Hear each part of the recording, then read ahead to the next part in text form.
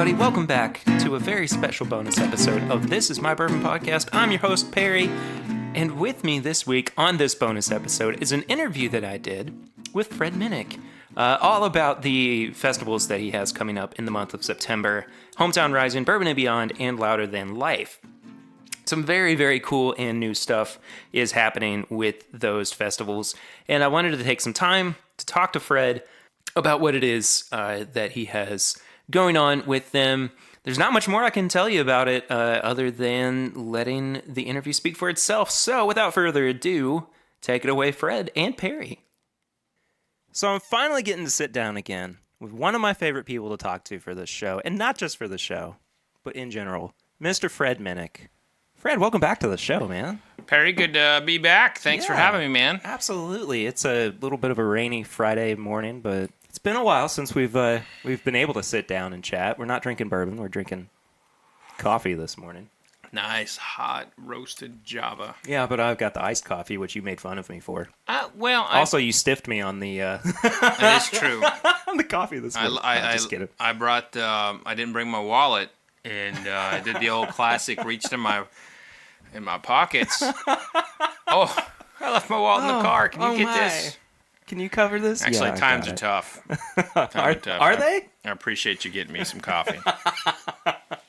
Look, man, surrounded by all the whiskey that you've got in here, I can't imagine that times are too tough. Well, there's no caffeine in the whiskey, so, you know. Oh, it's that kind of tough. I got you now.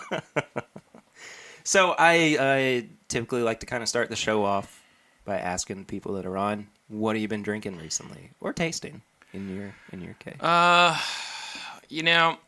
Last night I was knee deep in a bottle of New Riff, and I just keep tasting that whiskey and keep tasting it, and I'm just blown away by how good that distillery is. I agree. And it's just like, and I think it's, for what I do, so I review bourbons, and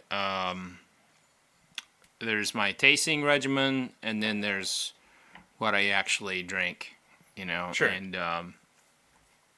I think I would like to probably, keep a lot of those a secret, but I'll be happy to say that I do drink. I've been drinking New Riff pretty regularly. Yeah. That whiskey, it just hits the sweet spot for me. I've been enjoying a couple of single barrel picks. Yeah. From them too. That kind of seems to be where they shine for me. Yeah, the single barrel picks are great. And they seem to kind of touch a bunch of different sides of the spectrum. Like, it's never like you're going to get a New Riff pick and it just tastes like a caramel bomb or just an oak bomb. It seems like they're very varied. Yeah. In what they're actually producing. Yeah, I think that, and I think that's what's fascinating to me about them is that I've not been able to dial into their profile. Like most distilleries, I'm able to dial into their profile pretty quickly. Even the single barrels will have kind of like a particular note or like kind of a mouthfeel. Yeah. And New Riff doesn't have that, so that's why they are so fascinating to me, and why I probably keep drinking their bottles is because I want to see like if I can figure out their style, and I haven't yet. How have you found their rye? Their rye is excellent. I've always thought I think rye is more forgiving at a younger age than bourbon, and their ryes definitely do not taste like a 3-year-old or a 4-year-old, depending what years you have. But I've found them to be quite good, even complex. I think what's interesting about that too, just is the fact that they're also 95.5 ryes. And I feel like there's something to be said about the fact that at that age, at that young age, that high rye mash bill. Yeah, and they worked with Larry Ebersol, of course, the former master distiller at the former Seagram's plant that became known as LDI and then later MGP. And so that was kind of, I'd say, his influence, but also, that's kind of the trend. For a long time, that was the trend of what people wanted. But theirs do not have that kind of a dill pickle note in it. Right. That turns a lot of people away, that you'll find in like Bullet Rye, which is made at the Lawrenceburg, Indiana distillery. So I'd say you're looking at a rye that is extremely palatable for those who are interested in rye, and even if you don't like that high rye profile. I seem to remember you sharing a photo a while back of a bottle of Redemption Rye that you had found in your basement or something. Yeah, I find a lot of weird shit. I was cleaning my car out a while back, and I found this bottle. It was like under the seat, and there was like potato chips around. I'm like, you're like, I mean, I have 2 kids, and it's just like, even if I try to clean the damn thing all the time, my 5-year-old would somehow sneak a Pop-Tart in, and it would melt against the floor or something. But anyway, so I was cleaning the car out, and I found this bottle from Boston Harbor, a small distillery in the Boston area, of course, and it was their single malt, and I was like, what the hell? I mean, I took it with me on a fishing trip, and I tasted it, and I was like, son of a bitch, this is good. And then I tasted I got another bottle. I had another bottle in the office or something, and I tasted it, and I was like, this isn't as good as what was in my car. So I was like, maybe, this under the seat aging technique, it ameliorates these younger single malts. I mean, I think you're onto something here. No. Absolutely illegal if you open it, but everybody out there, try the experiment. Grab a bottle that you don't think is any good, stick it in your floorboard, leave it in there for what I think was about 6 months. Make sure that there's a Pop-Tart that's melted right next to it. Yeah, you want a Pop-Tart and maybe a potato chip by there too, just in case. Those. The marriage, the combo of the whiskey and the Pop-Tart aromatics is where it's at. So what we are actually here to talk about today, though, is all of these awesome festivals. Yeah. That you have coming up. Absolutely. I guess we'll start with the newest one, though. Hometown Rising. Yeah, so I'm the curator for Danny Wimmer Presents, which is a national independent music promoter. Started by Danny Wimmer, who is a longtime record executive and manager. He, some of the bands he managed was like Puddle of Mud, and his partner Danny Hayes managed Linkin Park, for example. So they're very tied into the music industry. So everyone's always like, "How did you get these big acts?" I was like, "Well, the actual stars behind these festivals are Danny Wimmer and Danny Hayes. Sure. They're like icons in the music industry." And the fact that they are an independent, very strong promoter nationally in a time that everything is basically conglomerates is a testament to how good they are. And so I like to think of Danny Wimmer as kind of like a mad scientist. And he brought me in about 3 years ago to start adding like cool bourbon elements to things. And that was the first festival that we had together was Bourbon and Beyond. And Bourbon and Beyond, of course, is now, its 3rd year in. Last year we got rained out, unfortunately. We've got a new site this year, very strong site at the fairgrounds. And it is, it's very, very exciting to see, what we've accomplished.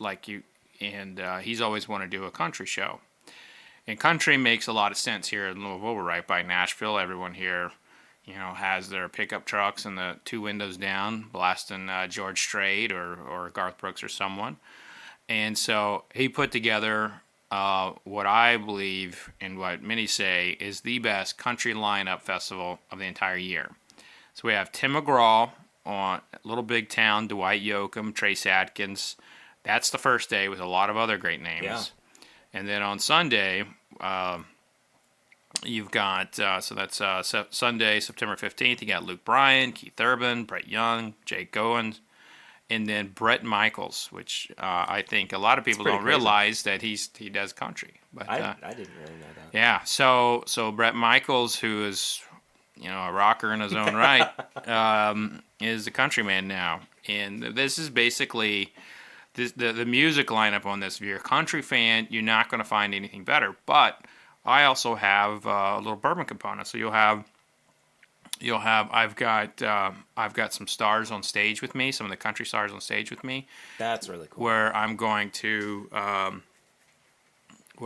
taste whiskey with them, and we're gonna educate them about it, and then we're gonna have some nice kind of bourbon 101 and bourbon histories and everything. It's gonna be great. And then we've also got like a dance floor. Country music that's cool. Is all into like the dancing. Yeah, that's really cool. Like the line dancing and two-stepping. So you might see me out there trying to, tripping over myself, bebopping or whatever. But this is, to me, this festival is a dream come true if you are a huge country music fan. So, how does you kind of touched on it a little bit. How has the bourbon curating side of this differed from Bourbon and Beyond? Because you're neck deep with Bourbon and Beyond. Yeah. Because the bourbon aspect is the star of the show. Yeah, so what you'll see is the big bourbon bar will be there. Some distillers only wanted to be at Bourbon and Beyond. Some wanted to be at all three festivals. And the reason why is not actually, it's not actually for any reason other than they don't know if they can supply it. Like, sure. I mean, there will be some brands will like go through 60 cases in a weekend, which for a small brand, that could be their entire allocation for Louisville in for a quarter. So this, even though these are festivals, we pour and people are drinking responsibly, more bourbon here, than anywhere else from a festival perspective. And so the activations of like the barbecue and bourbon, the bourbon tiki bar, the big bourbon bar, those will all still be there. What will not be at Bourbon or at Hometown Rising that will be at Bourbon and Beyond is the Kentucky Gold bourbon stage, and that's where we have like full blown seminars.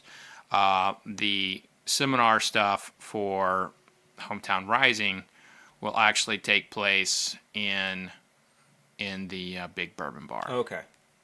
Still very cool though. Yeah. Yeah. I first, of course, heard about Hometown Rising last year during the Bourbon and Beyond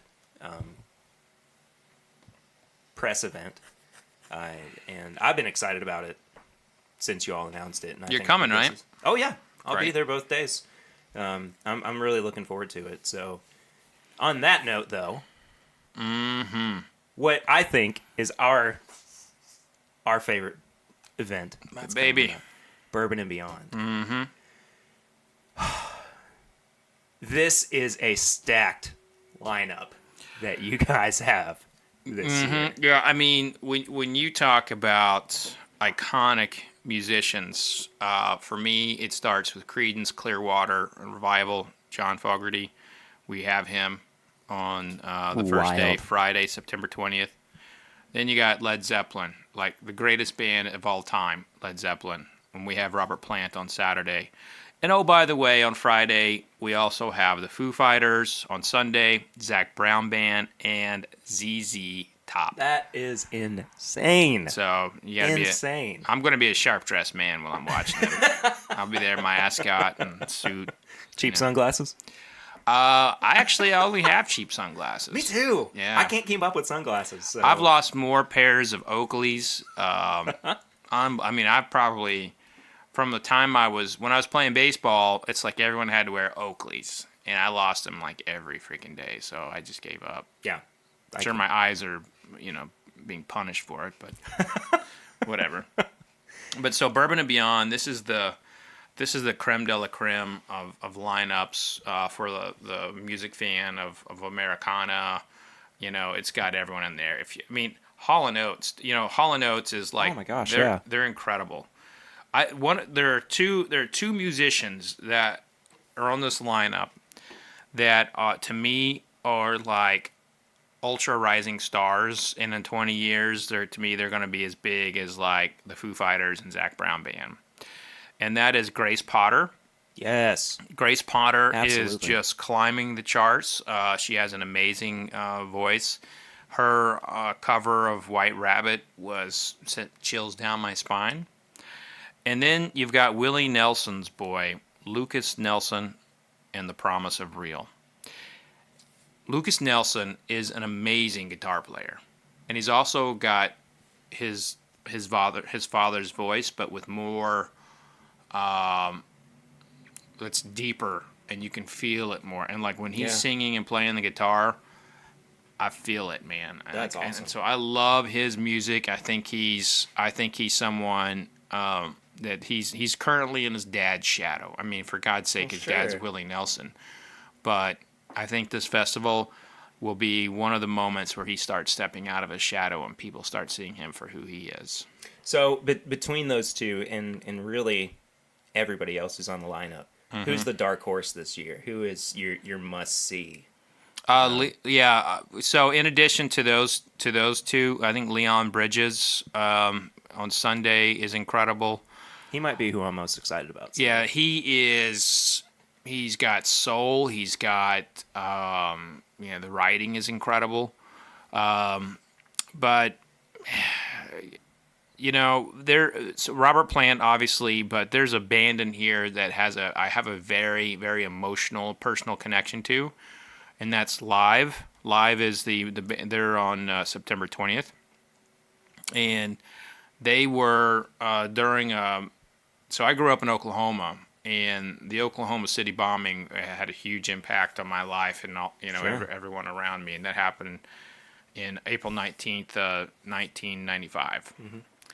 And there was a radio station there that took a live song and chopped in all of the sounds and scenes of everything of the that was happening around the bombing. And that is just like one of those things that's implanted in my brain that kind of like takes me back to when I had when my innocence was basically taken. That was that moment. And so Live has a very personal connection to me, but all these bands are incredible. Del McCoury is one. What day is he on? Let's see. I just saw.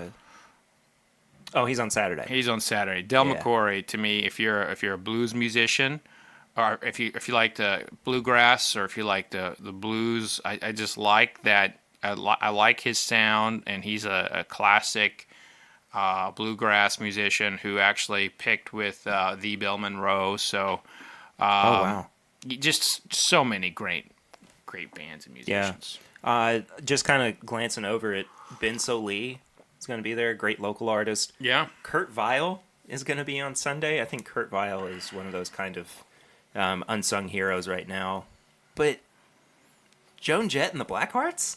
Yeah. We haven't even talked about the fact that Joan Jett's going to be playing at Bourbon and Beyond. Well, it's amazing, but yeah, it's kind of skipped over that. But Cherry Bomb, baby. Yeah, she's iconic. There's another podcast that does like metal or does like rock and roll and music, and they have polls every week on Instagram of like who was the best here. That Joan Jett has got a lot of fans out there in the whiskey community. I think she made it to like the final 8 for like the best. Oh my gosh, that's like awesome. lead singer. That's really cool. Yeah, Blackberry Smoke I've actually seen before. I saw them open for Gary Clark Jr. a few years. Yeah, back. Blackberry Smoke is a band that everybody knows, and they've got like one or two like really ultra big hits like This Town, but I think people are always surprised to hear their other music. And when it comes to like what becomes a hit, I'm always kind of surprised. Like I just you think you hear something, you really like it, and it's like it doesn't take off. Yeah. Like this thing going on with Old Town Road, Lil Nas. Like I heard that, I was like, this is good, but I would have never predicted this. But my 5-year-old's running around singing Old Town Road, and I've heard like 8-year-olds singing. I was like, that's where it's coming from. Yeah. It's like that song connected with like kids. Yeah. And that's a win. I can't hear that song one more time. I cannot do it. It's That guy is a great story though. I think he's a fantastic person. I love. Yeah. He's so funny too, but I can't hear that song again. Someone like that, like the big thing moving forward for a person with that kind of a hit is like, what's next, and I as a human being, I'm like, I hope he crushes it. Well, I'll tell you what's next is you get new riff picks named after songs that you do. That's from the Nashville Bourbon Society. Oh, I love it. Old Town Road. Yeah. Yeah. It's pretty great. For those who can't see, obviously no one can see this. There's no video in here. Perry just gave me a single barrel pick from New Riff, which we were just talking about, and it's got signed Perry R. 1 of 1, and there's a little sticker, and there's this whole thing from in the bourbon movement where people like to do stickers on bottles, and this has Old Town Road with a Nashville backdrop to it. So very coincidental that he had that and we were talking about Old Town Road. Yeah, it's a good bottle. We don't try anything today, or if we do try anything today. Yeah, I can't taste anything today because I have to get on the road here in a bit. And gotta be responsible. This is one of the things about being a professional whiskey person is like I do not mess around with that, and I've been doing this for almost 15 years, and I've seen a lot of people come and go, and this is not an industry that is forgiving if you get yourself in trouble. Yeah. And also people need to like realize too, like, you got to be in a good place to taste. You can't just taste all the time. Yeah, absolutely. Well, speaking of tasting, let's talk about the bourbon lineup for Bourbon and Beyond this year. Yeah, so this has what's on here is the actual big bourbon bar. So this is what's going to be served in the big bourbon bar. Now there's more bourbon throughout the facility, right, or throughout the festival grounds. But the big bourbon bar is basically bigger than a football field, one long bar. Everyone's got like 2 cocktails, and this is the heartbeat of the festival. Yeah. This is where everyone goes to have a drink. And I remember the first year, Eddie Vedder was playing, and people were going back to the big bourbon bar to get more whiskey to go back to watch Eddie Vedder. And somebody tweeted like, "Never in my life would I think I would see people leaving Eddie Vedder's like acoustic performance for bourbon. Go get bourbon." But that is, I mean, it's wild. But bourbon is the star here, and so yeah, it's the way it is. But so we have the big bourbon bar. We got things like speakeasies throughout, and we've got my bar, the Fred Minnick Mini Bar, where you will be able to find the craft bourbons that I have personally selected to be in there. So we have New Riff Bluegrass Distillers from Lexington, and MB Roland from Western Kentucky. In addition to that, you'll be able to get the barrel picks that we did with Kroger, and we have, I think, 15 barrels that we selected from from various distillers. That's up from a lot, or up a lot from last year. Well, right? let me tell you about Kroger. Kroger. Tell me about Kroger, Fred. Kroger is our retail partner for Bourbon and Beyond. Actually, all 3 festivals. And they were like, "Hey, can we sell these barrel picks?" And we're like, "Yeah, absolutely." And Chris Blandford is his name. I love him. And he's like, "Hey, can we do this? Can we do this? Can we do this? Can we?" I was like looking at the list. I was like, "Chris, we're like up to 15 or 16 now." He's like, "I know. Do you think we should add some more?" I'm like, "Chris, I mean, I was like, we can't, but we gotta maybe slow down for a minute, you know? And so we get all caught up in this, and obviously the bourbon distillers love this. You know, this is something they get very excited about too, because it's like they get to show off the best stuff, or at least what we think is their best stuff. Anyway, the frustrating part to me is like we pick it, and then you have to wait like 3 friggin' months. You know? Oh yeah.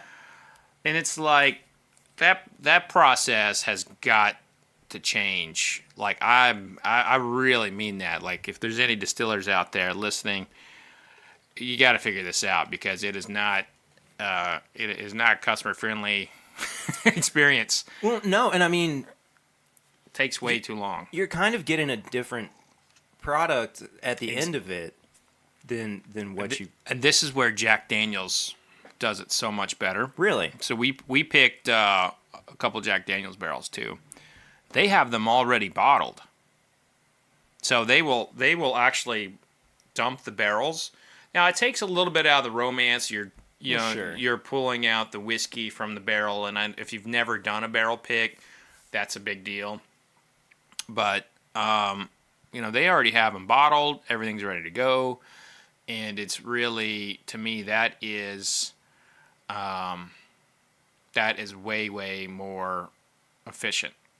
But also Jack Daniel's, that brand, it is obviously the category leader in not just American whiskey, but all whiskey. Yeah, absolutely. But they think of things to improve efficiency all the time. Like they're really, really good at that at Jack Daniel's. Yeah. What I was getting at though is that you pick the whiskey, and then it essentially sits in the barrel. Absolutely. For 3 months, so you're not getting the same single barrel product. No. Essentially, that you picked originally. There's change happening to it, unless it was dumped and tanked.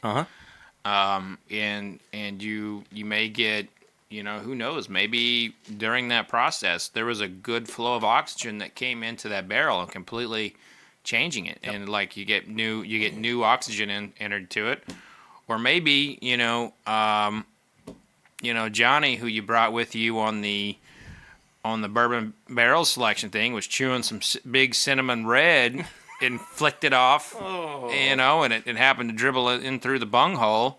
And then you got Johnny's big cinnamon red flavoring up your whiskey, So, I mean, who knows? I mean, that's probably never happened. I hope not, man. But, I hope not. But, well, you are looking at some changes to it. Yeah. And it is, it is what it is. I mean, those are big, clunky barrels, things. There's a huge demand for them. The distillers are like, well, you know what? We have so much demand. Everybody wants everything. Everybody wants everything all the time. And if it's good, there's a long line out the door. Sure. I mean, if it sucks, no one's knocking on the door. Yeah. So that's the story. Another one that seems to really get it right, though, is Jim Beam with their Knob Creek picks. I've been there before where they, you pick it and they dump it and they go ahead and bottle it for you. Yeah, they did something smart where they built an entire facility specifically for this. Yeah. Yep. So they did it right. But you're also, when it comes to the Knob Creek stuff, you don't see the demand on it. Like people don't get all batshit crazy over a barrel pick on it. I mean, people like it. I personally think it's fantastic, but you don't really see that same level of enthusiasm, and I don't really understand why.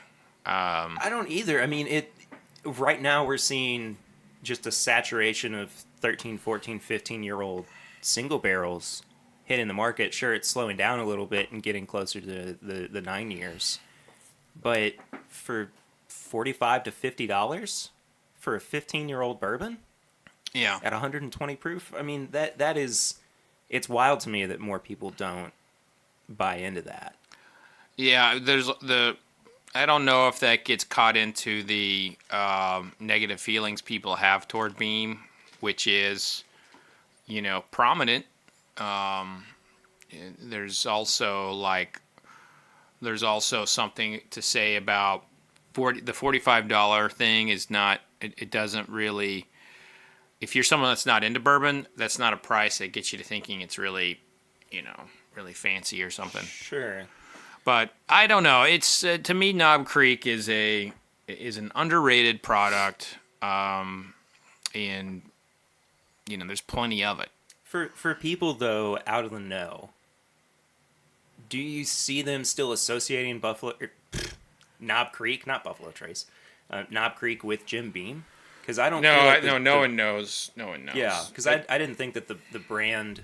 They've got association was there. You have to look at it. No, but people in the know, which is let's face it, like are the people who we're in the circles with. They're they're following bourbon like you would a sports team, and that genre has had a negative opinion on Beam since they raised the price on Booker's. Yeah, absolutely. There's also, you won't see a lot of people admit it, but there's like this weird xenophobia to the fact they're owned by the Japanese. That's always bothered me, but you see that a little bit. When the fact is they don't have that same level of xenophobia for like Blanton's or Four Roses, but they have applied it to Beam, which is now owned by Suntory, a Japanese company. But so I think I think a lot of the ridicule Beam gets is about to pass over because it's shifting over to Heaven Hill now. I'm not going to disagree with you. Yeah. So right now Heaven Hill's in the middle of like they're increasing some prices and they've been doing some stuff that has really rubbed people the wrong way. And you know what? I think it's hard to run a spirits company where your core brands have been built on value, and you're looking at your portfolio, you're looking at your competition, and you're like, how can we make more money? And the obvious thing is like the demand is there, let's increase prices. And studies show that when you increase prices, you actually help the sales. Like people will buy more. But I think what we have in our little niche of a bourbon community is that you're starting to see people feel like bourbon is leaving the ones who brought them to the dance. And that is dangerous. That is dangerous because I have been in meetings. I have been in covering things where I heard them talking about we need to focus on the people we don't have. And so, like, for example, a major company is discontinuing their efforts in their marketing and trade efforts into like things that are getting the same customers every year. Right. They're trying to go after the Vogue, the people who read Vogue, or Time magazine. So they're trying to go after these broader audiences, and that's very dangerous to me as a businessman because this is not half the country still doesn't drink.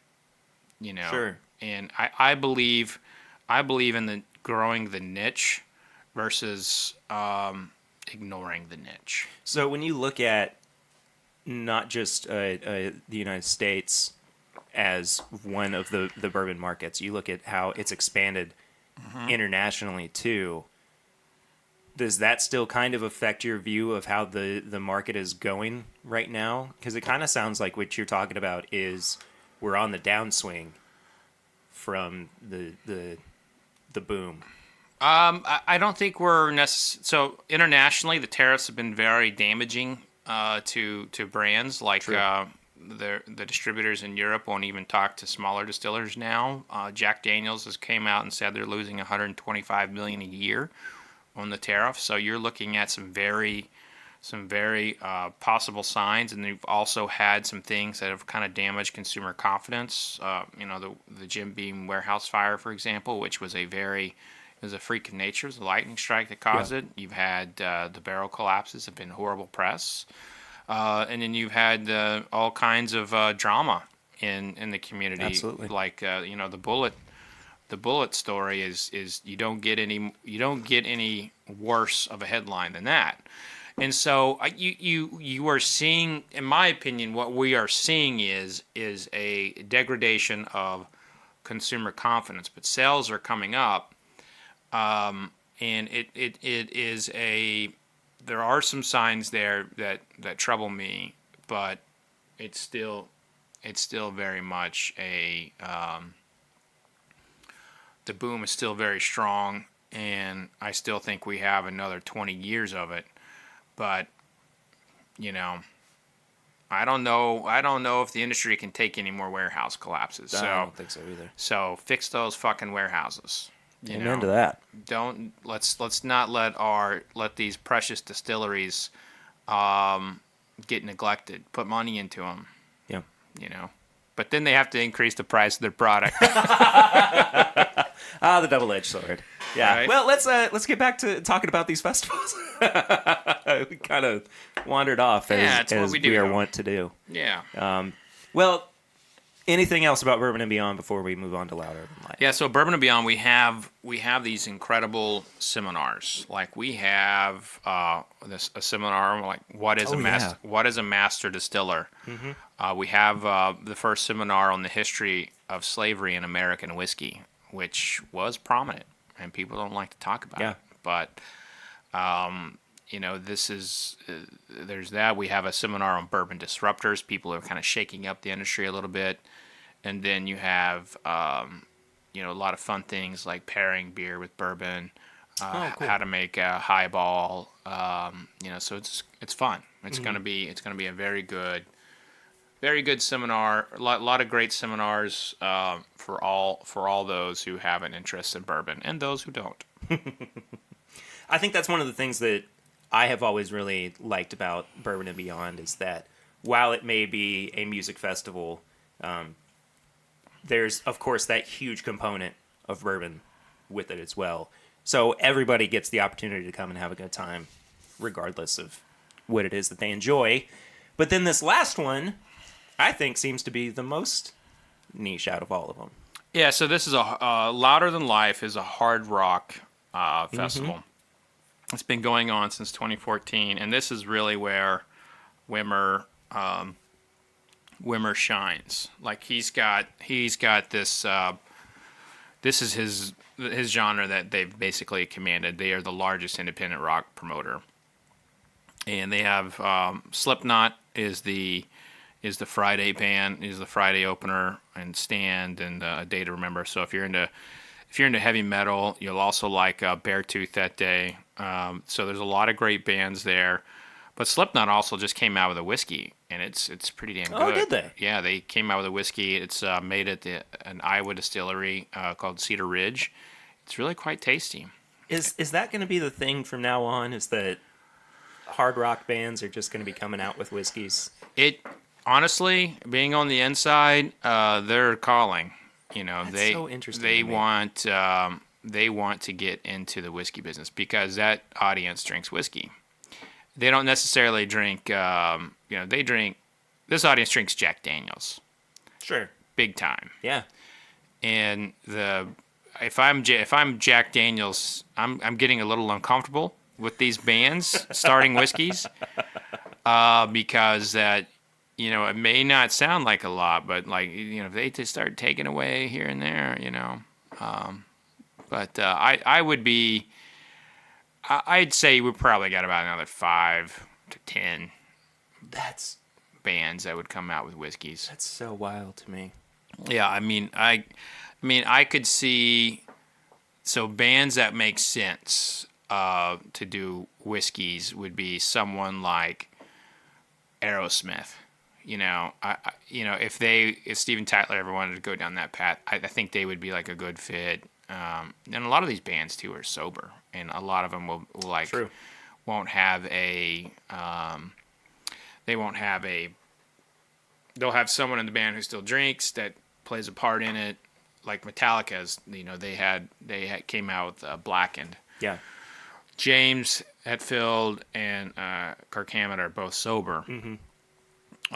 But Robert and Lars are both, they both partook in it, but they didn't really do anything. They just let Dave Pickrell, may he rest in peace, do his thing, and they kind of approved it.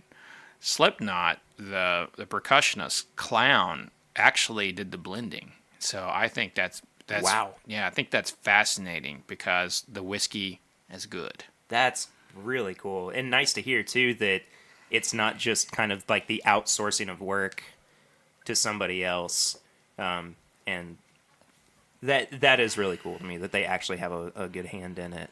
Mm-hmm. And then Saturday, September 28th, you have who was the biggest band of my generation, Guns N' Roses. Guns N' Roses. Yeah. Wild. With Godsmack and, you ready for this? Ice Cube, baby. I saw that and I was like, what happened there? Does Ice Cube do hard rock now? Well, no. So it's like Ice Cube is hard, and it's like, and when you're putting festivals together, you look at like the audience of the bands and like what they will bring, and that's why Wimmer is such a mad genius when it comes to these, is that this festival lineup is a creation that comes from like countless hours of thinking of who would complement whom, what does it look like, that kind of stuff. It's just this is not easy, obviously. Oh no. But the thing is when you see this all take place on stage, you're like, wow. And you've got one stage here and you got another stage here, and it's like music. And there's no break. Yeah. So you got constant, the stage managers are amazing. This is a huge, I mean, looking at the names of everybody who's going to be there, mm-hmm. The headliners are all recognizable names. Yeah, Sunday you've got Disturbed, Rob Zombie, Marilyn Manson, Breaking Benjamin, and it's just like you just keep going. Yeah, it's just an incredible festival, and these are fun. Yeah. So is there a bourbon component to Louder Than Life? So the Big Bourbon Bar will still be there. We may have a surprise to announce later on, but I can't talk about it at the moment. That's fine. Little tease for you there. Yeah. It's funny. Oh, there will also be, there is one cool thing about this festival that will shine, I think, pretty big, is Metallica's Blackened will have a really cool activation there. Oh, cool, yeah, man. So Metallica, that particular product is not available in stores right now in Kentucky, but it will be, by the time this rolls out. Very cool. Very cool. Fred, is there anything else you want to say? Yeah, about the festivals coming up. The festivals are kind of, for Bourbon and Beyond, if you use my last name at the checkout, you get a pretty nice discount. So type in Minnick. Oh, cool. MINNICK at checkout, and your listeners will get a weekend pass, a general admission weekend pass for $99. That's great. Yeah. So I think it's like $75 a day for it. That's awesome. But so some other things that I'm doing that are really cool. We're about to launch season 2 of the Amazon Prime show. We're in the middle of editing the episodes there, but I've got some big names like Jeffrey Wright, the James Bond actor and the Golden Globe Award winner. So he's one of my guests. And the magazine, Bourbon Plus magazine, has just been it's doing really well. It's growing, and we've got a lot of cool. The next cover story I'm very excited about because I like eating. And it's about baking with bourbon. Okay. So that's actually a lot harder than you might imagine. Very cool. I want to say one thing before we wrap it up. A few months back, I was rewatching the Bourbon Up episode that you did with Dave Pickerel. Mm-hmm. And I just had this kind of profound moment when I was watching it, realizing how important that interview was and how important I think it will continue to be. And I sent out a tweet from the podcast page that said, after watching this episode again, I see it being as important to bourbon and whiskey drinkers 10, 20, 30 years from now, like watching videos of Stevie Ray Vaughan was for guitar players. For me, as a guitar player too, in the 20th and the 21st century. Wow. And I still believe that. I still hold true to that because there was just this candid honesty and this realism of watching you sit down with Dave. Mm-hmm. And it just felt like it was a great timepiece that will continue to shine for years to come. No, I appreciate that. That interview was fun for the moment, but I think that Dave knew he was going to die when I was talking to him there, because he wanted to talk about his legacy, and that was something that he really needed to get out. And it was I knew he had some health issues, sure, and I think he knew that he had kind of crossed that line where there was no return, because he just kept kind of going, and it was very sad. And the one thing that people like to point out in that is that how I disagreed with him on his whiskey and what he thought about it, and I was like, yeah, this isn't that. I don't remember how I put it or what I said, but I have retasted that, and I now have a different flavor in my head, because it was the last thing I ever drank with Dave. So it was and so it has more of an emotional connection to me, and we lost him, and there's no replacing him, and there's an enormous void in the industry, because he was big in stature and in persona. Yeah. So I just wanted to say that. I didn't mean to bring everything down. No, that's what we do. We bring it up, bring it down. That's life. Well, Fred, I want to say thank you so much for coming back on the podcast. It's been fun as always chatting with you. Absolutely. I am so looking forward to September and to all these fantastic festivals that you get to go back and enjoy. One thing, you can get a pass for all 3 festivals, and you can interchange it with people. It's called the Trifesta Pass. Nice. So that's awesome. You can save a lot of money doing that. Very cool.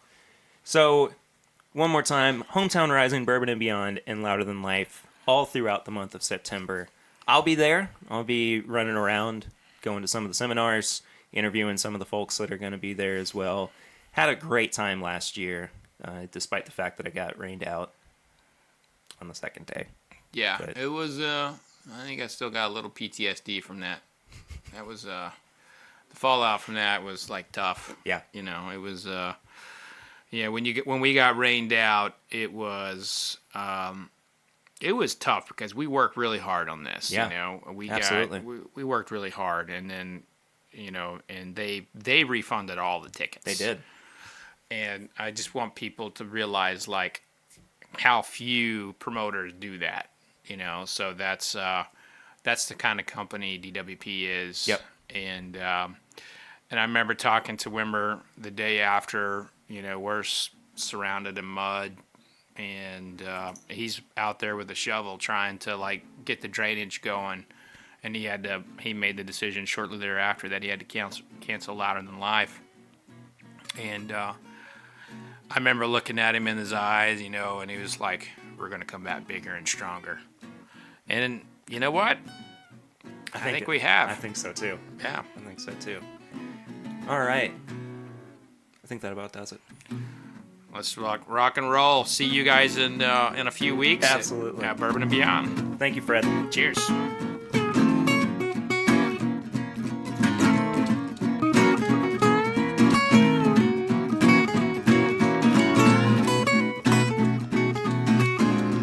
My thanks again, as always, to the wonderful Fred Minnick. He is an absolutely superb person to have on the show. Always been very supportive of This Is My Bourbon Podcast and the fun things that we have been doing. I will be, as we kind of talked about, present at not Louder Than Life. I will be present at Hometown Rising and Bourbon and Beyond, as we had kind of talked about already. So if you are planning on being there, please stop by and say hello. We'll be running around all over the place, doing interviews, going to some of the workshops, and doing really cool stuff over there. And those episodes will be coming out in the weeks to follow. So be on the lookout for those as well. We are about done here with this episode. We're just going to wrap it up and let you know where you can find us on the internet. That is at My Bourbon Pod on Instagram, Facebook, and Twitter. If you're not already following us, please go ahead and do so. We really do appreciate that. That's where we post a bunch of news, stuff that's going on in the life of the podcast. And yeah, it's good stuff. If you would be so kind as to give the show a 5-star rating and review on iTunes, that really does help us out, lets us find new listeners, and gives us the opportunity to branch out and meet new folks. We're always wanting more people to check out the show. It's very important to, continue to grow the audience. You can head to bourbonshop.threadless.com to find all of our apparel and merchandise. We're going to have some new stuff going up there for Bourbon Heritage Month, as well as a sale in honor of Bourbon Heritage Month. So be on the lookout for that. Again, bourbonshop.threadless.com. If you're not yet a part of our Facebook group, you can head to Facebook and search for This Is My Bourbon Group, and we would be happy to add you on, especially if you're a regular listener of the show. There's just some little questions there for you to answer to make sure that you are who you say you are. So, yeah, go and check that out. And then last but not least, patreon.com/mybourbonpodcast. For as little as $1 a month, you can become a supporter of the show. And it really, really does help us out. You get awesome things like bonus episodes. You get to hang out with us via Google Hangouts. You get some live streams just for the folks over there on Patreon. And it's a good time. We really do appreciate it. There is a lot of work that goes into developing and creating and making the show. And, the financial support is something that, not everybody can do, but if you can do it, we really do appreciate it. And it helps us out quite a bit. That does it for this bonus episode. Thanks again to Fred for being on this week. Really looking forward to everything that we've got coming up in the next few weeks. That does it for me. I will see you next week. But until then, I'm Perry, and this is my Bourbon Podcast bonus episode.